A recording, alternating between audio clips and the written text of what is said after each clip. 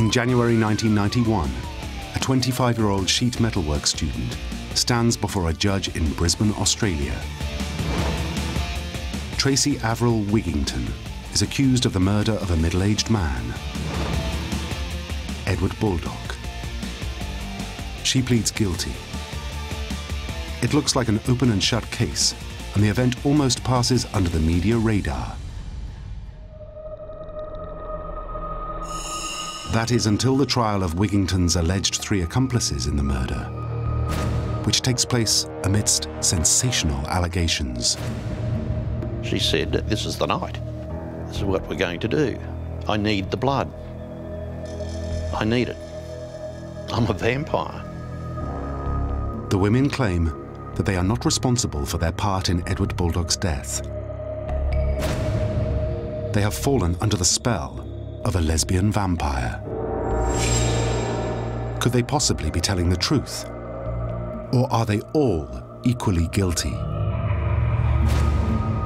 It would be for an Australian court to decipher the truth behind the extraordinary case of the lesbian vampire killers.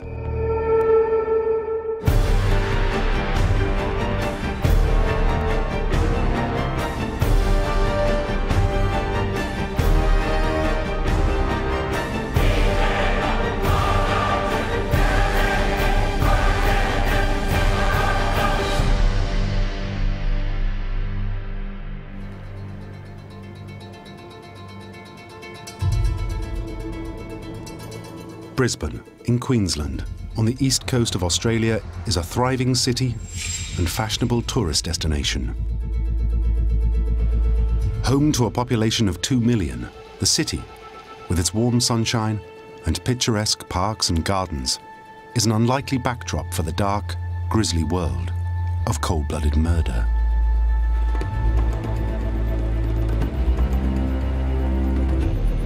But in 1989, Brisbane's affluent West End becomes the scene of one of the most chilling and unusual crimes ever committed.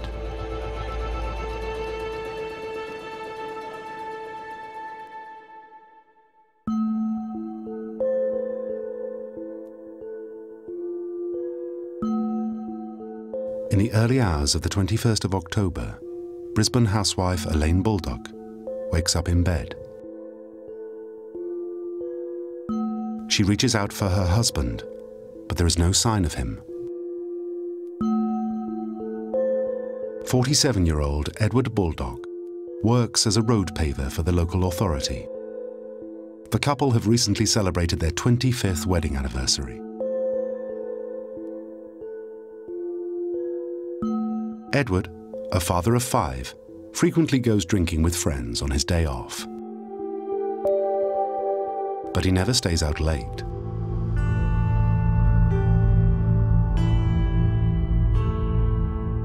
So at 5 a.m, Elaine Baldock calls the Brisbane police to report him missing.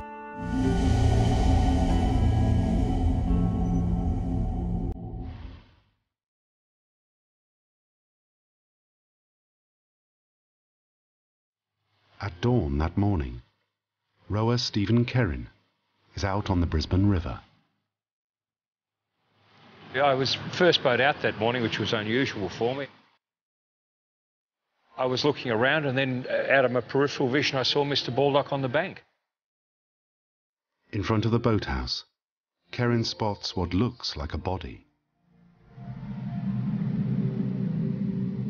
After directing some early morning joggers away, Stephen stops and pulls his boat into the bank to take a closer look.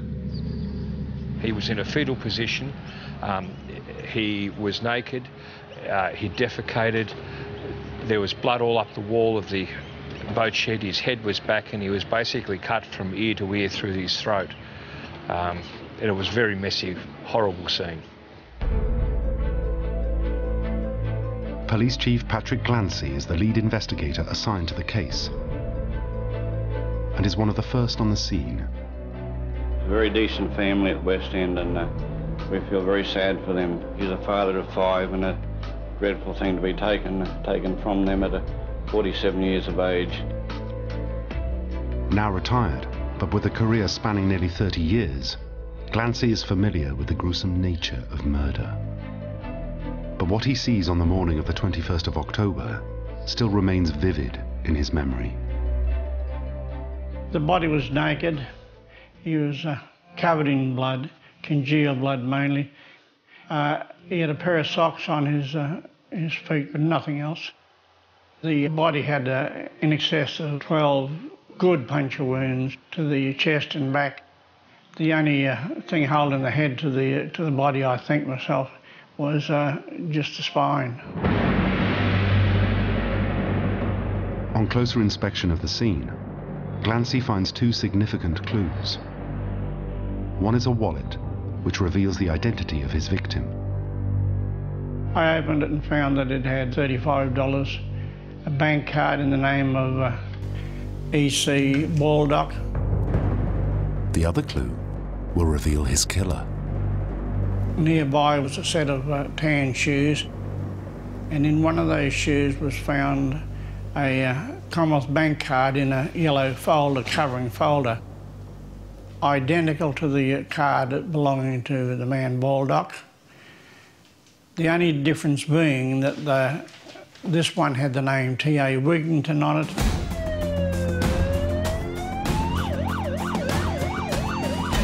Within hours, the police arrest 24-year-old Tracy Wigington and bring her in for questioning. In Tracy's interview with police, 3 accomplices are implicated.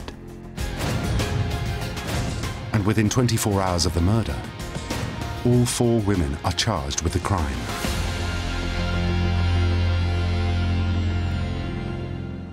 "15 months later, the media hardly notices when Tracy Wigington attends committal proceedings to determine if there is a sufficient case for trial.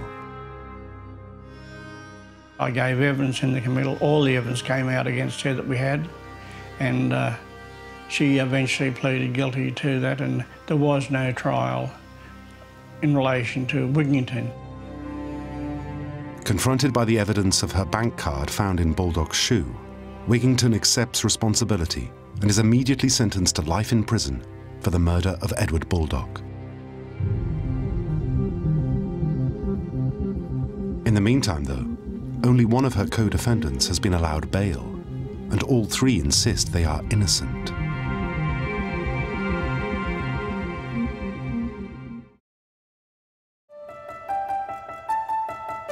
On the 31st of January 1991, the trial of the other 3 women begins, and the story takes a sensational twist.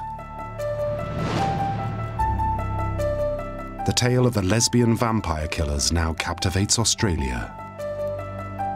Like Tracy Wigington, Lisa Pachynski, Kim Jarvis, and Tracy Waugh all stand accused of the murder of Edward Baldock. Their defense?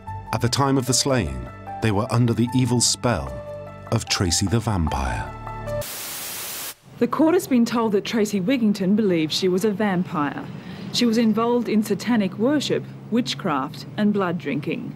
Her co-accused, Lisa Pachynski, said she could not eat solid food. She had to feed on blood. The trial's outcome hangs on whether they were bewitched by a lesbian vampire killer or just cold-blooded murderers like Wigington. To prove the women's guilt, prosecutor Adrian Gunderlach must show that the decision to kill Edward Baldock was a calculated and collaborative one.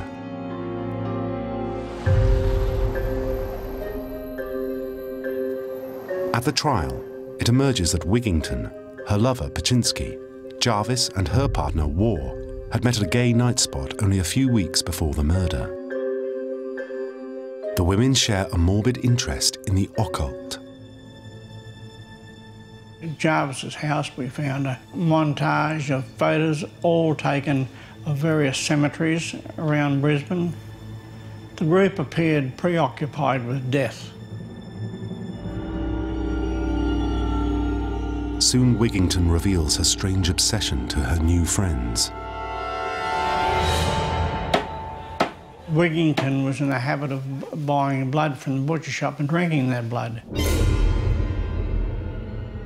Pachynski offered to supply her with her blood from her body. She would get the Stanley knife and cut a vein, and Wigington would feed on the blood from that vein. It was at Kim Jarvis's house that the group now hatched a grisly scheme to satisfy Tracy's gruesome habit. Oh, it was obviously premeditated. They used to talk about it a lot before it happened. She said, I need the blood. I need it. I'm a vampire. And they were prepared to go along with her and help her. Chief Investigator Pat Glancy, whose team had interviewed all the defendants, is the star witness for the prosecution. He reveals what the women told him happened on the evening of October the 20th, 1989. They all met at the L'Amours, which was a gay nightclub in Ann Street, Fortitude Valley. That's where they all got together.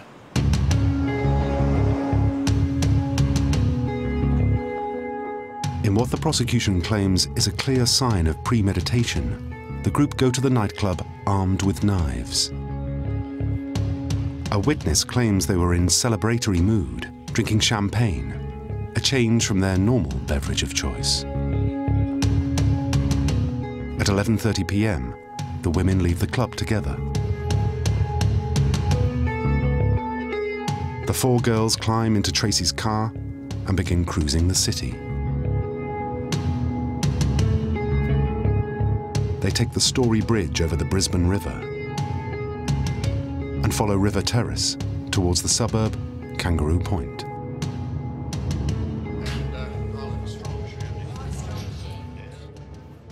Less than a mile away, Edward Baldock has been enjoying his day off, drinking beer and playing darts at his regular bar, the Caledonian Club.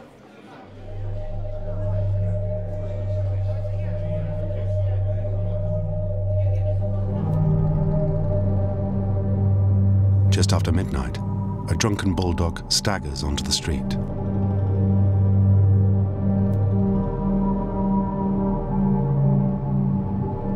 At the same time, Wigington's car, driven by Paczynski, cruises by.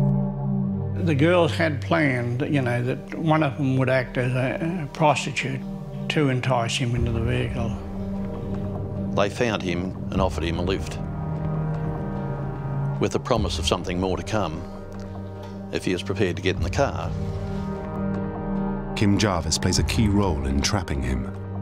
Jarvis, who was more attractive of the four of them, she enticed Mr. Baldock into the car. Paczynski said he was as drunk as a skunk when they picked him up swinging around a signpost. Fatefully, Baldock climbs into the back of the vehicle with Wigington. You do strange things when you're drunk, and he obviously was very drunk.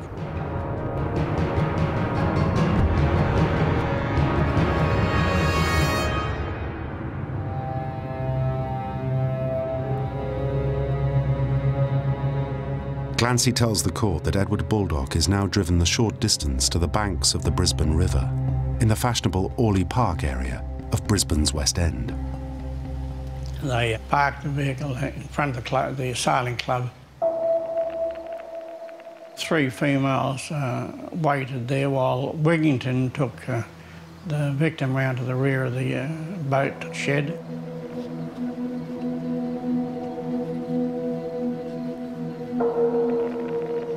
He stripped his clothes off and sat down. She said she sat down and held his hand for a while. Fearing that even a drunk Baldock will be too difficult to overpower by herself, Wigington returns to the car, calling on her lover, Lisa Paczynski, to help her. Paczynski also had a knife that was given her by Jarvis. The idea was Paczynski was to stick the knife in him, but on arrival there she found she couldn't do it. She handed the knife to Wigington. Wigington stuck it in his back right to the hilt.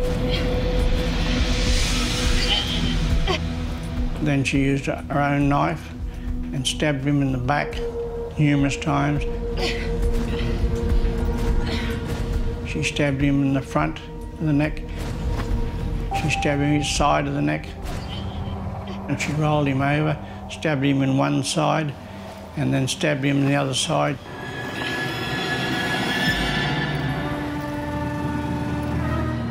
Wigington leans up against the sailing club entrance and watches Baldock draw his last breath.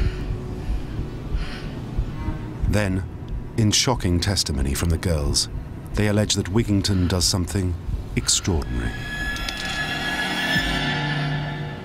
She stabbed him so many times she'd created a cavity, a hole in his back, about the size of a bread and butter plate.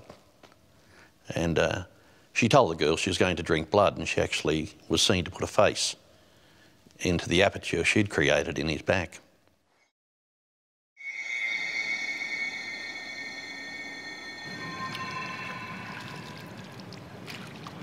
She washed her arms and hair at the riverside and walked back up to the car, and Paczynski said, "Well, have you fed?" And she said, "Yes." Kim Jarvis said to her, "You look like you've had a 3-course meal."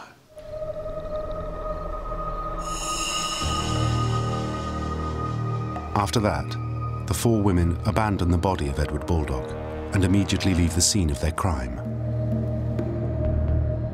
Once again, Kim Jarvis plays her part in the evening's events.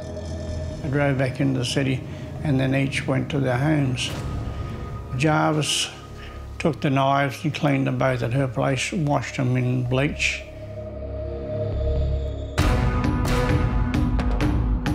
The facts, the prosecution argues, show that all 3 girls were complicit in the savage murder of an innocent man.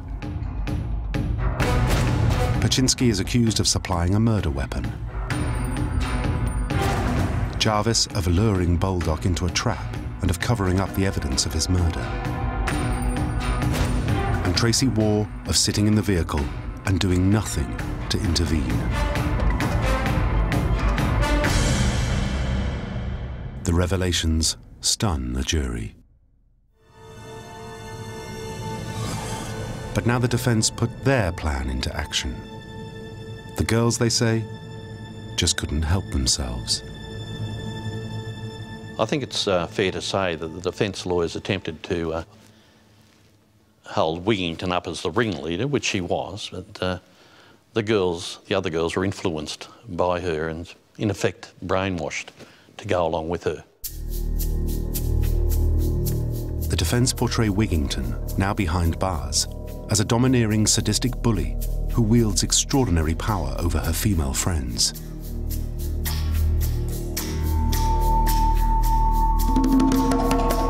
They paint a picture of a woman abandoned by her parents and sent to live at the deceptively respectable-looking home of her violent grandmother and a grandfather, alleged to have sexually abused her.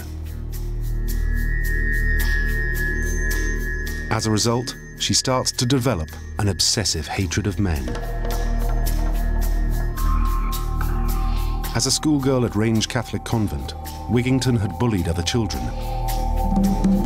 and early on revealed a sexual preference for women, which continued into her 20s.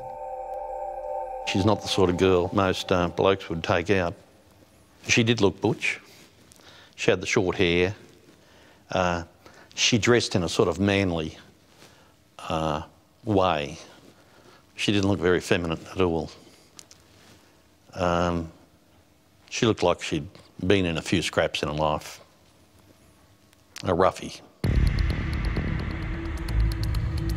Paczynski, her counsel claims, had only met Wigington 2 weeks before the murder, but immediately fell under the spell of her overpowering personality. Paczynski, they claim, was vulnerable and easily led, with a long history of mental problems. Her defense calls a psychiatrist to testify. The court heard Lisa Paczynski had a severe personality disorder. She was thoroughly infatuated and probably dominated by Tracy Wigington. Paczynski said of Wigington, she had some sort of inner power. She can do strange things. She can make people disappear, except their eyes. She can read my mind. The court was told Brzezinski had been admitted to hospital 82 times in the last 5 years. She'd overdosed on drugs or had tried to commit suicide. Far from being a killer, Brzezinski's defense make her out to be a victim. They say Brzezinski believed that the plan to kill someone was a big joke. As evidence, they point out that she froze when faced with the order from Wigington to stab Baldock. This defense, that the girls never really believed Wigington intended to kill anyone, is repeated by the counsel for both Kim Jarvis and Tracy Waugh. 23-year-old Tracy Waugh is the only one to be accompanied throughout the trial by her parents. She was dressed as you'd expect a girl to dress at her age. You know, she was in a nice little frock, her hair was done nicely, no makeup. She looked very young and very innocent.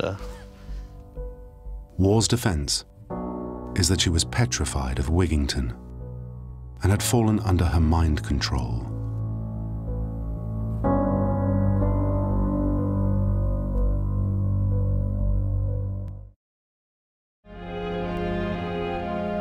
The defense concludes that yes, all three girls had shared Wigington's morbid interest in the occult, which is why they had become friends. And yes, they used to spend hours watching horror movies together. But that is just what young people do. It doesn't make them killers.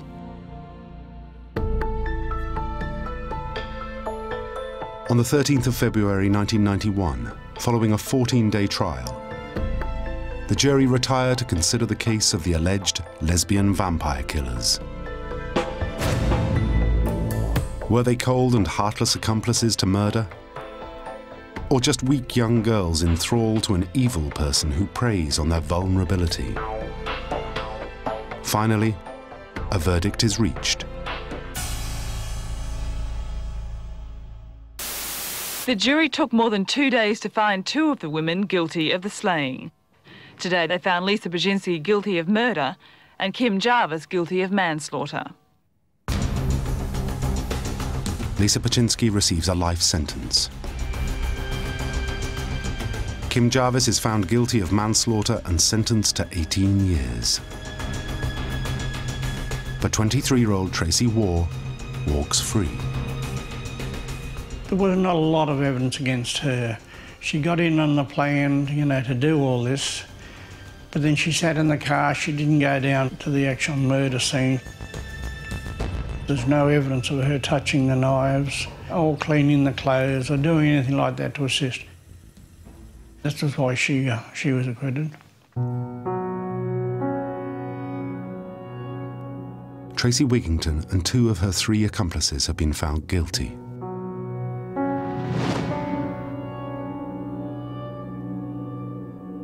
For the family of Edward Baldock, justice appears to have been served, but the revelations have been deeply distressing. Mrs. Baldock, she attended court, you know, quite regularly.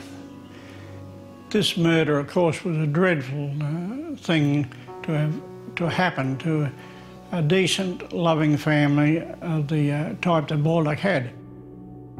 In the course of the trial, certain parts of the press had unfairly painted him as a drunk and a disloyal husband who was willingly lured into the car.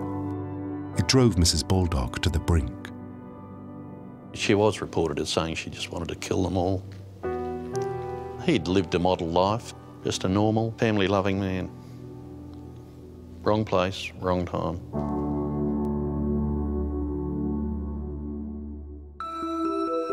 But in an extraordinary twist of fate, it seems that in the moments before his murder, Mr. Baldock may have inadvertently played a vital role in catching his killers. It all goes back to that key piece of evidence, Tracy Wigington's bank card that was found in his shoe. How did it get there? So obviously when she took off a blouse or some part of her clothing, the bank card that she was in possession of fell to the ground. When Wigington realised that she'd lost her card, she returned with Paczynski to the crime scene, but couldn't find it. Edward Baldock, by nature, was a tidy and fastidious man. He must have seen it in the semi-darkness and poor light, recognised the bank card as a bank card that he thought was his, put it in his shoe, and the police found that bank card the next morning. That act was the key to bringing Baldock's killers to justice. Without it, they might never have been caught. We may not have had any success. We would have been looking for a good time for a male person or male persons. You wouldn't have thought of a female being a suspect. In 1996, Kim Jarvis is granted parole after serving just 5 years. In 2009, Lisa Paczynski, then aged 43, is also released on parole. And in 2012, a 46-year-old Tracy Wigington is herself released after serving 23 years behind bars. But while all now walk free, the women will forever be branded the lesbian vampire killers.